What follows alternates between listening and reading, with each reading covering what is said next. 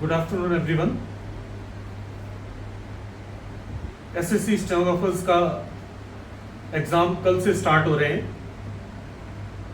I hope सब लोगों ने बहुत अच्छी तरह प्रिपरेशन किया होगा।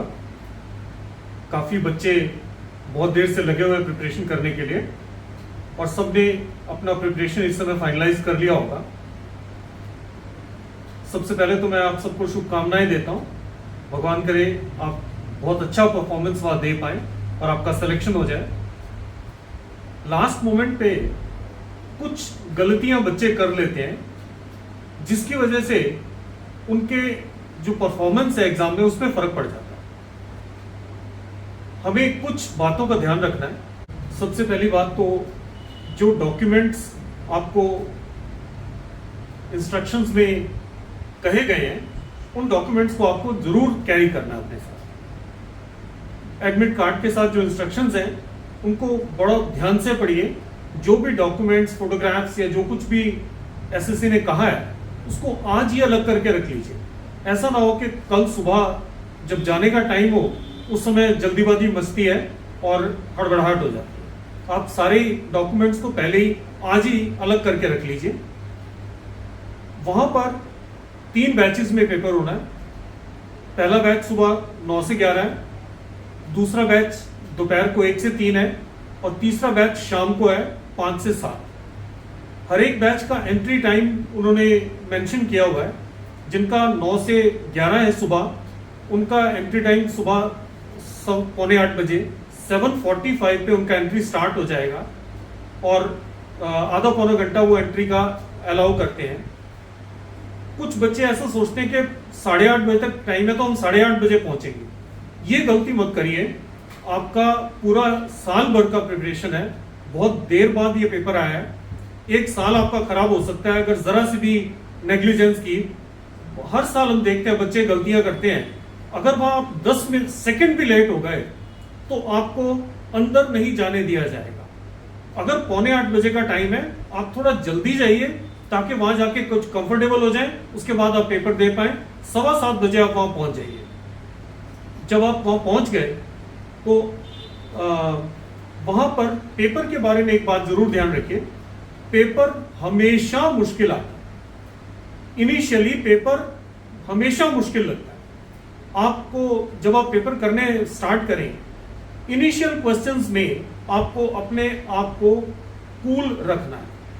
इनिशियल क्वेश्चंस अगर आपको नहीं आ रहे हैं, सपोज आपने इंग्लिश का पेपर स्टार्ट किया और पहले ही आपका क्लोज टेस्ट आ गया और वो बहुत मुश्किल है क्लोज टेस्ट, आप नहीं उसको समझ पा रहे हैं, आप उस समय उसको छोड़ दीजिए, आप आगे के क्वेश्चन करने लग जाइए। ऐसा नहीं है कि 200 के 200 क्वेश्चन ऐसे होंगे जो आपको नहीं आते, या ऐसा भी नहीं है कि 200 के 200 क्वेश्चन होंगे जो आपको आते होंगे। There will be certain questions जो आप इजीली कर पाएंगे, तो उससे स्टार्ट करिए।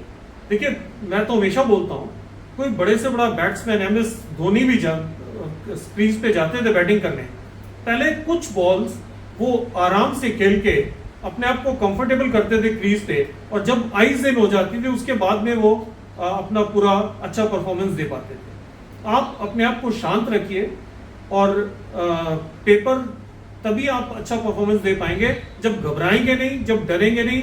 पेपर में नर्वसनेस, फियर जरूर आता है। इनिशियली देखते ही कई बार ऐसा लगता है कि यार ये क्या आ गया, हमें तो ये आता ही नहीं है।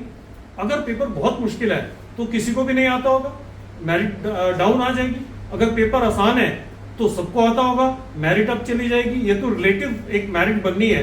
एकेडमिक क्लासेस की तरह से नहीं है कि आपको 90%, 95% या 80% नंबर लेने। तो आप घबराइए मत। जैसा भी वहां पर पेपर का स्टैंडर्ड है, आप अपना बेस्ट परफॉर्मेंस वहां देने की कोशिश करिए। टाइम मैनेजमेंट बहुत इंपॉर्टेंट रहता है। बच्चे बहुत बारी बाद में आके कहते हैं कि हमने पेपर तो हमें आता था लेकिन थोड़ा सा छूट गया, पीछे 10 क्वेश्चन छूट गए, पीछे 5 क्वेश्चन छूट गए। मैंने कुछ क्वेश्चंस रखे थे रिव्यू करने के लिए, मैंने मार्क किए थे, मैं रिव्यू नहीं कर पाया। याद रखिए, एक एक नंबर की कीमत है। एक नंबर, क्योंकि लाखों लोग पेपर में बैठ रहे हैं, एक नंबर से हो सकता है सैकड़ों लोग अंदर घुस जाएं, मेरिट लिस्ट में अंदर आपसे आगे आ जाएं, या एक नंबर फालतू ले लिया आप, सैकड़ों लोगों से आप आगे हो सकते हैं। हर एक नंबर की कीमत है। तो हमें टाइम मैनेजमेंट ऐसा करना है कि पेपर छूटे ना और 5-7 मिनट अगर रिव्यू के लिए भी लास्ट में बच जाएं तो और भी अच्छा है। आप ये बार बार बच्चे पूछते हैं कि सबसे पहले हमें क्या करना चाहिए। मेरे को तो ऐसा लगता है you have to put your best foot forward. अच्छा परफॉर्मेंस आप तभी दे पाएंगे अगर आपको लगता है आप इंग्लिश में ज्यादा कंफर्टेबल हैं, आप इंग्लिश से स्टार्ट करिए। अगर आपको लगता है आप जीके में ज्यादा कंफर्टेबल हैं, जीके के पेपर आपको ज्यादा अच्छा आप कर पाएंगे, आप उससे स्टार्ट करिए। रीजनिंग का लगता है तो आप उससे स्टार्ट करिए, लेकिन आप शांत रह के पेपर करिए, अपना दिमाग को कूल रखिए। इनिशियली अगर कुछ क्वेश्चंस ऐसे आ भी गए हैं जो आप नहीं कर पा रहे हैं, उस फॉर द टाइम बीइंग उसको छोड़ के आप आगे का पेपर करने लग जाइए, और उसको बाद में दोबारा से जब टाइम बच जाएगा तो आप दोबारा से उस पेपर को करिए।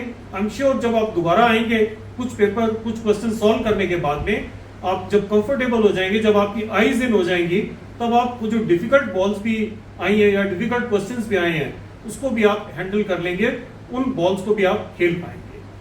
सो मुझे लगता है कि आप इन सब बातों का ध्यान रखेंगे और आपका सबका पेपर अच्छा होगा, आई एम श्योर। और मैं भगवान से दोबारा कामना करता हूँ कि आप सबका पेपर अच्छा हो, और जो ड्रीम्स लेके आप चले हैं, किसी बच्चे का एमईए का ड्रीम है, किसी का CSSS का ड्रीम है, जो भी ड्रीम्स आपके हैं वो पूरे हों। वो wish you all the best. Thank you very much.